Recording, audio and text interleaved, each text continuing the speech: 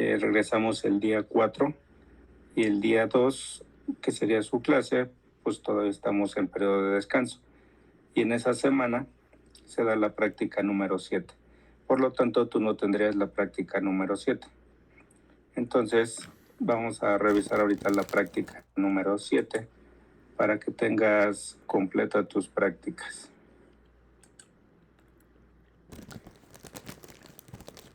Nada más déjame que pase. La presentación está en curso.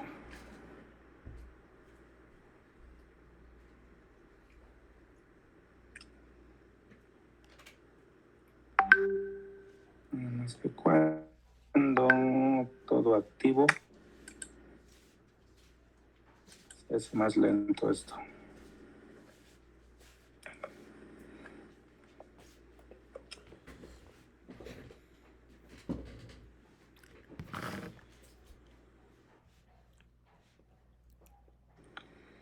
Bien, lo que vamos a revisar es nuestra práctica número 7, que se llama muestreo de trabajo. Entonces, vamos a empezar hablando de cuál es el objetivo de nuestra práctica. Es conocer y aplicar la técnica estadística de muestreo de trabajo, como un método práctico. Esto es, vamos a ocupar el muestreo para un caso más práctico de acuerdo a nuestro punto de vista de lo que estamos estudiando. Nuestro tema principal, estudio del trabajo. Dice que aunque no 100% exacto, es un proceso industrial para destacar situaciones especiales que se pueden presentar durante la elaboración de un bien o servicio. Esto es, ya sea al fabricar o al dar un servicio, puedes tú hacer muestreo. ¿Para qué nos sirve? Nosotros cuando estamos produciendo algo o damos un servicio, resulta que debemos monitorear si estamos haciendo bien el trabajo, si está saliendo con buena calidad, si hay alguna deficiencia en algún área, en una parte del proceso, etc. Entonces, para no estar revisándolo todo el tiempo, paso por paso, nos dicen que hagamos muestreo. De todo lo que se hace, define una actividad con la cual puedas empezar a trabajar. Entonces, vamos a hacer un muestreo. ¿Cómo lo vamos a hacer? Vamos a considerar el muestreo desde este punto de vista. Es una técnica que se utiliza para investigar las proporciones del tiempo total dedicada a las diversas actividades que componen una tarea, actividades o trabajo. Mediante muestreo estadístico y observaciones aleatorias, el porcentaje de aparición de determinada actividad. Los resultados del muestreo sirven para determinar tolerancias o márgenes aplicables al trabajo, para evaluar la utilización de las máquinas y para establecer estándares de producción, entre otras aplicaciones. Entonces, yo te mencionaba, si tenemos un trabajo, un negocio o una actividad nuestra, debemos de revisar si la estamos haciendo bien. Recuerda que hacer bien las cosas te da la certeza de que vas a tener o más clientes o más trabajo o simplemente la satisfacción del cliente por haber entregado tu trabajo bien hecho. Entonces, para hacer eso, pues necesitamos hacer un muestreo para no estar inspeccionando paso por paso. Ahora, vamos a empezar con esta tabla. Esta tablita que está en pantalla la tienes en el manual de prácticas.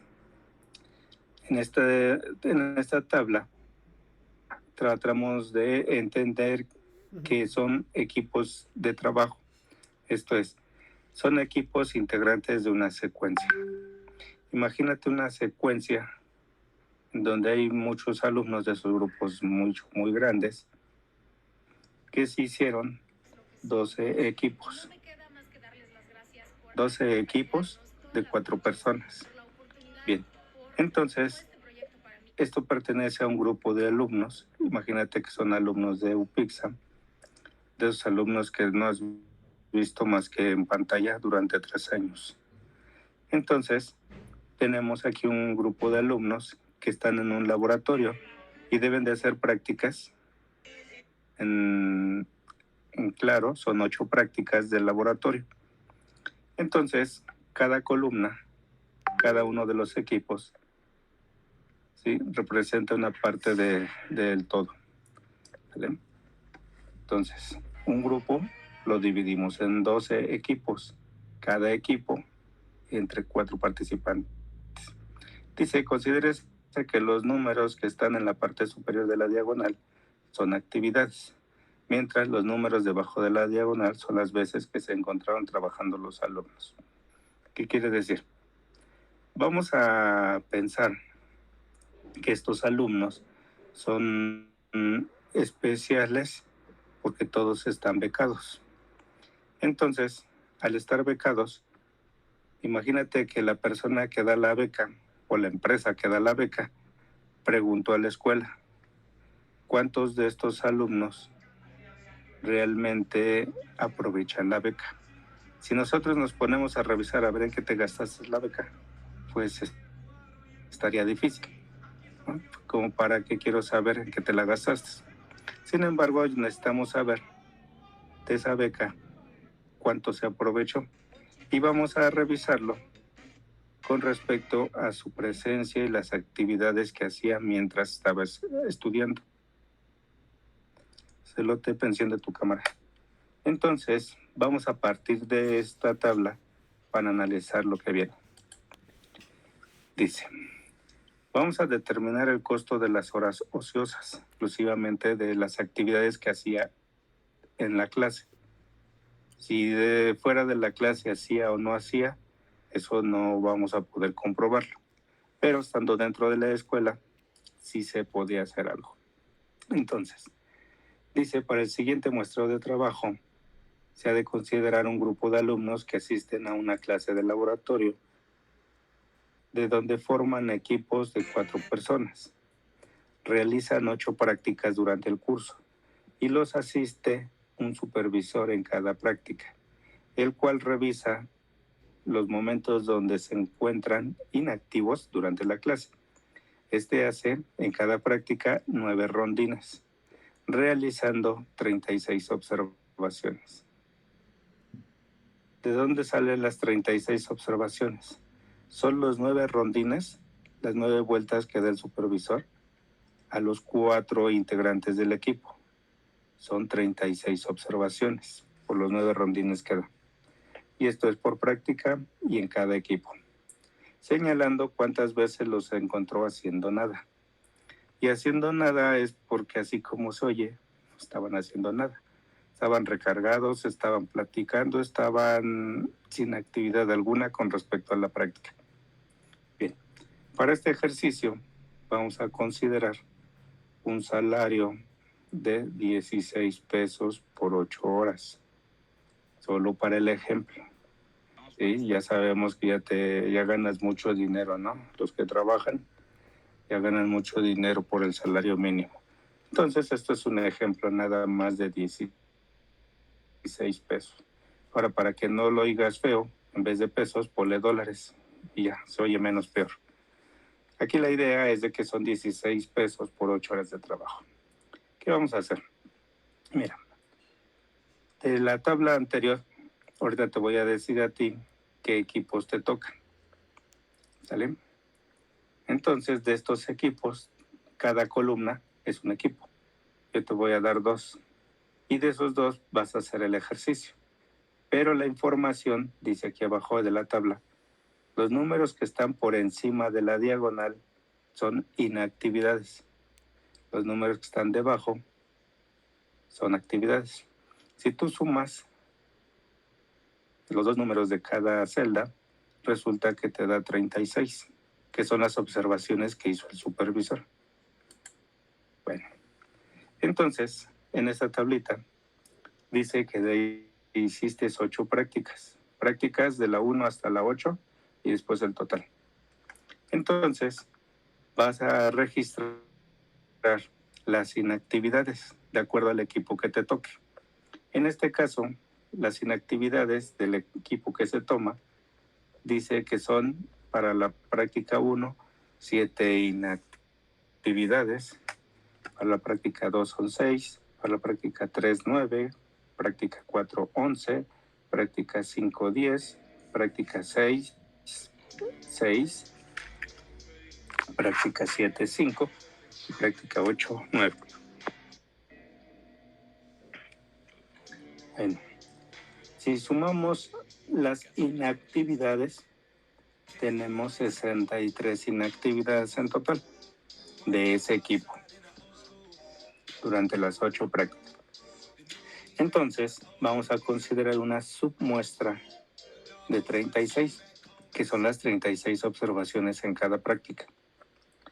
Si sumamos las observaciones, o mejor conocido aquí como submuestra, serían 288. Son 288 observaciones durante el curso. Entonces, vamos a trabajar con la porción parcial. Y mi porción parcial la voy a obtener de dividir 7 inactividades entre 36 observaciones. ¿Vale? Entonces 7 entre 36 te da punto 19. 6 entre 36, punto 16. 9 entre 36, punto 25. 11 entre 36, punto 3. 10 entre 36, punto 27. 6 entre 36, 0.16. 5 entre 36, 0.13. 9 entre 36, punto 25. Y 63 entre 288 te da punto 20. ¿Vale? Fíjate bien que en las inactividades y la submuestra, el total fue la suma. Pero en el caso de la porción parcial, es la porción parcial del total. ¿Vale? 63 entre 288. Bien, así lo debes de obtener tú también. El dato va a ser diferente, pero la mecánica para lograr estos resultados es la misma. Vas a sumar las inactividades, sumas las submuestras y determinas la porción parcial del total y de cada una de las prácticas. Bien, vamos a trabajar con un nivel de confianza de 90%. Esto es el valor de Z. Hablando de muestreo, si te regresas a tus clases de estadística o de probabilidad, no sé dónde lo viste, resulta que el 90% de confianza lo vamos a identificar con el valor de Z y equivale a 1.645. ¿Sí? En este caso, no vamos a considerar otro valor si para algún otro ejercicio que hagamos, cuando te hable de muestreo, vamos a trabajar con el 90%, a menos que se te indique lo contrario. Entonces, vamos entonces a definir, en base a ese 90% de confianza, necesitamos determinar nosotros los parámetros mínimos y máximos. Esto es, vamos a ver cuánto estuvo inactivo esa persona o esas personas, hablando por el equipo. Entonces vamos a determinar la letra S de esta fórmula, considerando que Z es igual a 1.645, que es el valor del 90%. Tenemos una porción parcial llamada P y es de 0.21. Tenemos una N mayúscula que es la sumatoria de las observaciones, que son 288 observaciones. Entonces aquí está definido confianza, porción parcial y observaciones totales. Bien, la fórmula me dice N mayúscula, que es el número de observaciones totales, es igual al valor de la confianza elevado al cuadrado por la porción parcial P por 1 menos mi porción parcial entre S al cuadrado. Y dijimos entonces que necesitamos aquí, conocemos todos los valores a excepción de S. Entonces necesito despejarla. Al despejarla me queda S va a ser igual a la raíz cuadrada de Z, el nivel de confianza al cuadrado, por mi porción parcial, por 1 menos mi porción parcial, entre el número de observaciones totales. Si sustituyo valores, tengo entonces un resultado, que en este caso es S igual a 0.039. Aquí arriba en mi fórmula pude sustituir los valores y aquí tengo el resultado. S es igual a 0.039. Ahora, con este valor de S voy a obtener mi rango. Y me dice que mi porción parcial total más menos el valor de S me va a dar los dos parámetros que necesito, el mínimo y el máximo. Entonces, mi porción parcial total más el valor de S me da 0.249 o 24.9%. Mi porción parcial total menos el valor de S me da 0.21 por 0 menos 0.039. Esto es igual a 0.171, que es el equivalente al 17.1%. ¿Qué significa esto? Significa entonces que el 17.1% es lo menos que puede estar inactivo una persona y el 24.9% es lo más que una persona puede estar inactivo. Entonces, los alumnos, de acuerdo a las observaciones que se hicieron, vamos a considerar que del 100% de atención que debería de tener durante la clase, mínimo el 17.1% no va a poner atención y máximo el 24.9%. Entonces, con este dato, le estamos diciendo al que da la beca, oye, de la beca que tú le das, en aprovechamiento dentro de la escuela, máximo el 24.9% no lo va a aprovechar. Y decirte que siempre van a poner atención porque están trabajando sería mentira. Entonces te puedo asegurar que al menos el 17.1% de su atención no la vamos a tener. ¿Vale? Esa sería la interpretación con este primer dato. Ahora, dice aquí, si cada sesión, cada práctica, dura 2 horas y tenemos 8 sesiones para cada equipo, y en cada equipo hay 4 personas, entonces 8 sesiones por 2 horas son 16. Por los 4 integrantes, 16 por 4, 64 horas hombre. ¿Sí? Quiere decir que para todo el curso vamos a considerar 64 horas hombre por equipo. Sí, esta operación la vas a tomar igual en tu caso, porque son 8 prácticas para cada equipo y son 4. ¿Sale? Entonces estas 64 horas hombre, en tu caso, pues van a ser constantes. Así tenemos el mínimo y el máximo valor permisible. ¿De qué hablamos? Dijimos que van a trabajar 64 horas hombre por equipo, pero sabemos que el 17.1% no van a trabajar y máximo el 24.9% de esas 64 horas. Quiere decir entonces que 10.94 horas van a estar inactivos. ¿Quiénes del equipo? No sabemos, pero alguien va a estar inactivo. ¿Vale? Y máximo 15.93 horas hombre. ¿Vale? Entonces, el porcentaje lo convertimos a horas hombre. Ya tenemos el mínimo y el máximo en horas hombre. Ya sé que te aburriste ese lote, pero prende tu cámara. Vamos a considerar entonces, mujer si cómodo, cuesta 2 güey. pesos la hora hombre, entonces el costo de las horas de inactividad es el siguiente. Ahora son 2 horas, 2 pesos, perdón, la hora es de 2 pesos.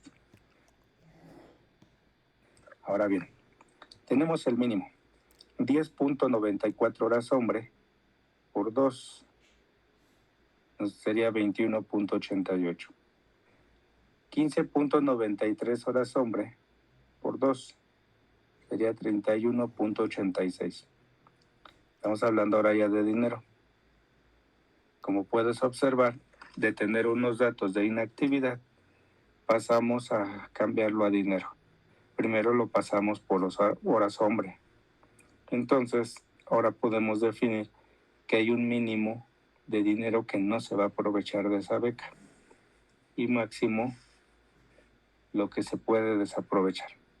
Ahora no sabemos cuánto era la beca exactamente, pero al menos ese porcentaje inicial y final, o mínimo y máximo, es lo que no se puede aprovechar en dinero.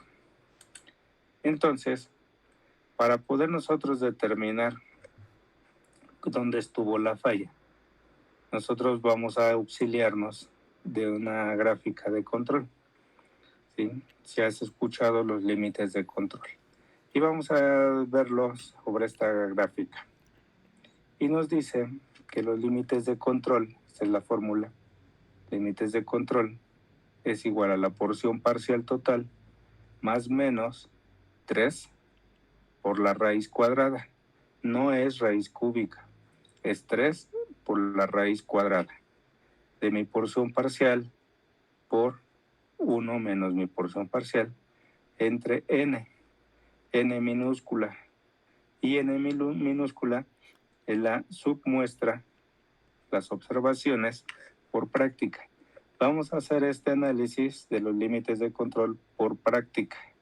Vamos a ver dónde estuvo la falla. Y nos dice entonces, el límite superior de control, LSC, límite superior de control, es igual a mi porción parcial total, que es 0.21, más la operación de 3 por la raíz cuadrada, se reduce a 0.20.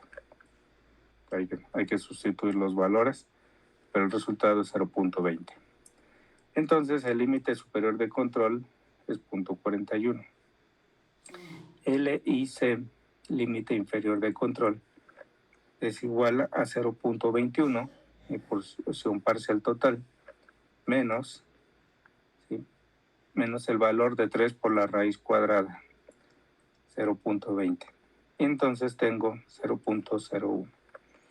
Este límite de control, tanto el inferior como el superior, lo registramos aquí en la gráfica, considerando que el punto medio es la porción parcial total, 0.21.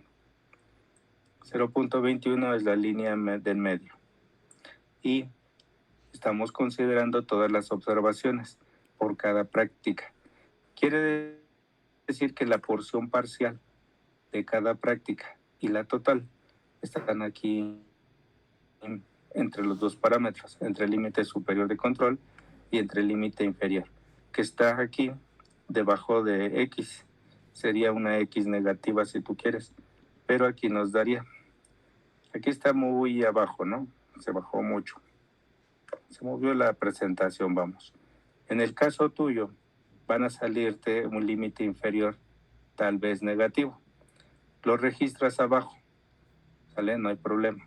La idea es de que si te sale negativo, pues negativo lo registras.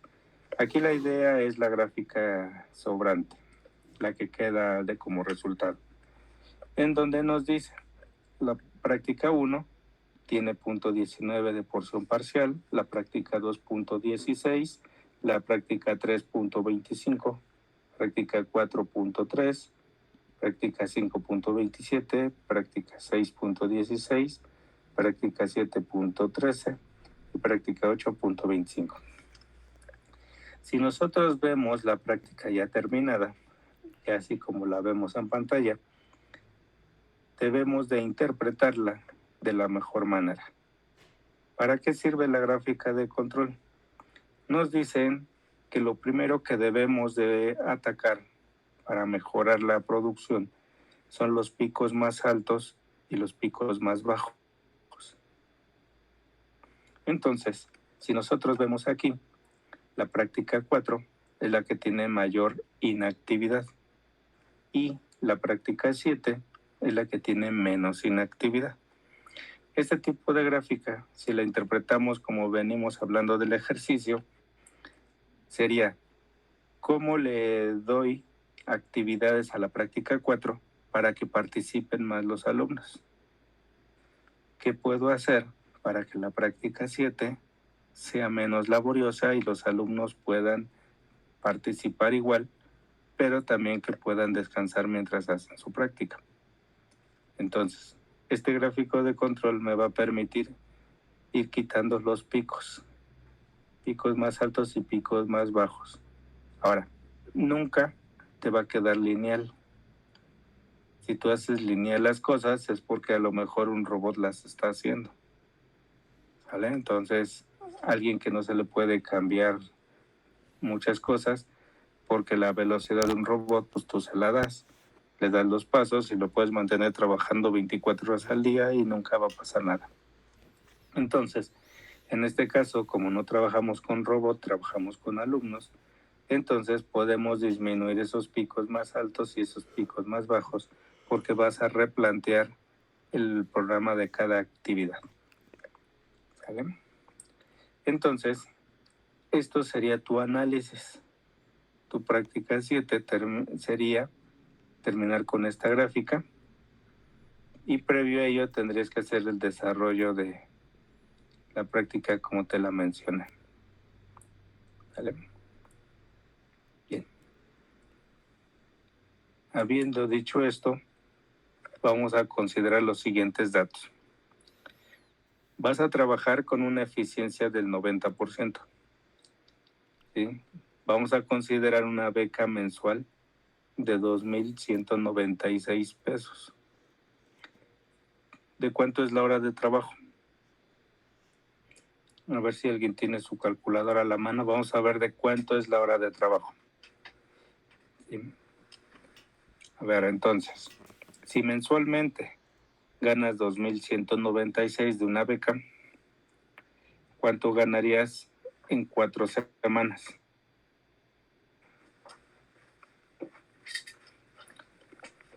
Entonces sería 2,196 entre 4. Si consideramos que trabajas o que vas a clases 5 días a la semana, ¿cuánto tienes de trabajo? ¿Cuánto ganas por los 5 días? 109.8. ¿Por los 5 días? Sí. ¿O por día? No, por los 5 días. No, por día. Sí, por los Por 5 día. por los 5 días Ahora serían bien, 549. vamos a pensar cuántas horas estás en clase al día, de acuerdo al horario que tienes. ¿Cuántas horas estás al día pegado a la computadora? Bueno, ya sabemos que no estás al 100, pero suponiendo tus clases, ¿cuántas horas debes ocupar al día para cada día?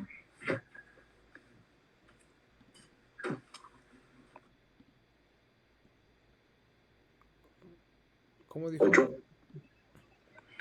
O sea, al día dices que gastas o te toca 109, dijiste. 109, sí. 109.8. 109.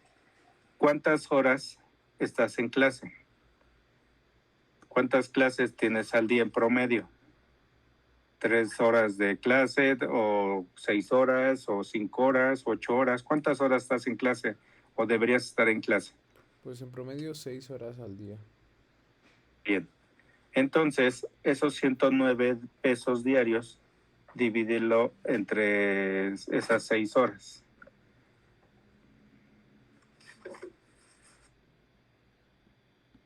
18.3. Bien, entonces, para ti, en este caso, la hora costaría 18 puntos y fracción, lo que me dijiste. Bien. La dinámica para obtener este dato es la siguiente. La beca completa es de 2,196 mensual. Considerando que el mes tiene 4 semanas, vamos a dividir 2,196 entre 4, que fue las operaciones que hiciste. Después, cada semana la consideramos de lunes a viernes. El resultado lo divides entre 5 días. Y considerando que al día estás en promedio 6 horas, entonces ese resultado lo vas a dividir entre el número de horas que tienes para trabajar al día. Y ese resultado final es el que vamos a ocupar, el costo de hora. Ese costo de hora, me regreso, es el que tenemos en esta diapositiva. Si cuesta 2 pesos la hora, hombre, entonces tú me vas a decir cuánto de la beca propuesta se utiliza o se aprovecha y cuánto se desaprovecha. ¿Vale? En este caso, en lugar de 2 pesos, lo tuyo sería 18 pesos y fracción. ¿Sale? Entonces, estos serían los datos con el cual vas a trabajar. Bien. Vamos entonces aquí a la tabla. De acuerdo a los que voy a ver aquí, que dice que están y no están, no los alcanzo a visualizar a todos. Pero vamos a ver. Entonces, dice que tenemos a 9, 8. Entonces, Vadillo Romero. ¿Sí estás? Sí. Bien, vas a hacer los equipos 1 y 2. Ok. Baeza Hernández. Sí, profe. Vas a hacer los equipos 3 y 4. Celote. ¿Eso fue? Sí, profe, dígame. Aquí estoy. Celote. Vas a hacer los equipos 5 y 6. Ok. Eduardo Bárcena. Sí, profe. Vas a hacer los equipos 7 y 8. Ok. Gustavo Andrés. Sí, profe. Vas a hacer los equipos 9 y 10.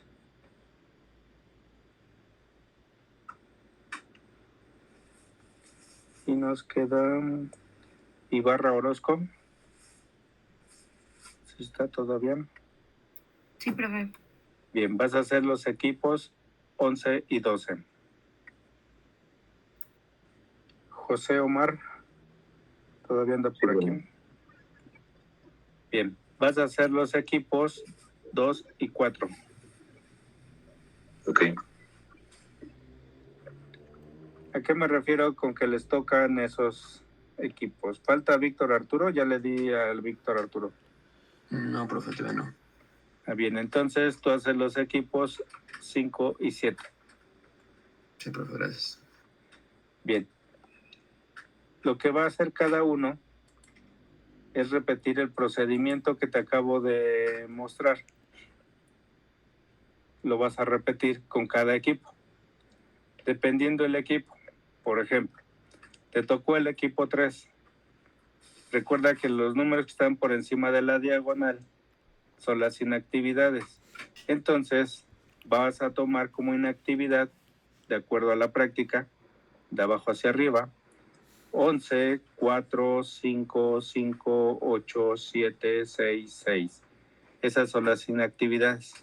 A partir de esas inactividades, vas a formar esa tableta. Debes de calcular la porción parcial por cada práctica y total. Y a partir de allí, recuerda que vas a considerar el 90%, de acuerdo a los datos que te di. Realizas este procedimiento para definir cuál es el mínimo y el máximo de inactividad. Y después vamos a definir esa inactividad para lograr dinero, cuánto se aprovecha mínimo y cuánto se aprovecha, o más bien se desaprovecha como máximo. Después van a hacer el gráfico de control para definir qué práctica es la que hay que atender primero. Prioridades, de acuerdo a los límites de control. Si te sale número negativo como límite inferior, no hay problema. Así lo graficas. La idea es de que formes tu gráfico de control completo. ¿Vale? ¿Tienes alguna duda de lo que tienes que hacer? Yo tengo una duda, profe. Sí, adelante. En mi caso hay un día a la semana que tengo 9 horas de clases y hay otro en el que solo tengo 3. O sea, es difícil sacar un promedio. ¿No puedo mejor tomar el importe de la beca a la semana y dividirlo entre el total de horas que tengo de clases esa semana? No, la idea es de que obtengas un promedio. A lo mejor un día tienes esas 9 horas y otro día 3 y los otros días no tienes clases. Sí, también varían. Sí, la idea es de que tú saques un promedio. Suma todas tus horas por día y vemos, a ver, sacas un promedio a la semana, a ver, de acuerdo a estas horas, aunque un día se dispare y el otro no. Finalmente el promedio es eso, ponerte en un punto medio independientemente de los datos que tengas. ¿Sí? Si nos vamos a ver cuántas horas o cuántos días coinciden en horas clase, va a resultar que nada más 2 o 3 días tienes el mismo número de horas. Entonces aquí la idea es, de acuerdo a tus días de clases, que pueden ser los 5, de esos 5 días sacas un promedio. Lo que te salga, así obtienes acá tu promedio de clase. ¿Sale? Para que definas esa beca que se propone, cuánto sería en costo para ti. Esas son las variantes de cada ejercicio, de acuerdo a lo que cada quien tiene de clase. A lo mejor alguien tiene 11 materias, pues obviamente su atención a las clases pues es de más horas. ¿Vale? Entonces, con lo que tengas, así promédialo para que saques tus horas de trabajo al día. ¿Sí? Okay. Sí, gracias. A ti, gracias. Bien, entonces, con estos datos debemos de hacer nuestro ejercicio. ¿Alguna otra duda? ¿Dudas? ¿Comentarios? Bien. Lo que se propone con esto es que hagas tu práctica hoy mismo. Digo, ya ves que son operaciones sencillas. Si te la quieres llevar cargando todo el periodo de descanso, pues adelante. De todas maneras, me la tienes que entregar el día 4 de enero, que es el primer día de clases del semestre, aunque no es tu día de clases. Tu día de clases es el día 2 de enero. Pero como ese día, pues a lo mejor vas a estar todavía contento por el 1 de enero, entonces yo diría que hagas el día de hoy tu ejercicio, que ya vimos que no es difícil, y me lo entregues más tarde, antes de las 9 de la noche. ¿Vale? Entonces tómalo en cuenta para que me entregues hoy tu práctica o regresando. Nada más que te diré que ahora que entreguen su segunda etapa, les pondré lo necesario para que hagan su tercera y última etapa de trabajo final. ¿Vale? Muy bien. Entonces, si no hay más duda de esto, voy a dejar de compartir. Ya se movió. Espérenme tantito que esto se movió. Muy bien. Entonces, ya que se aburrieron y se aburrieron todos, ya me quedan menos. Bueno, Vamos a regresar a su Classroom y vamos entonces a ver nuestro pase de lista del día de hoy para irnos a cotorrear.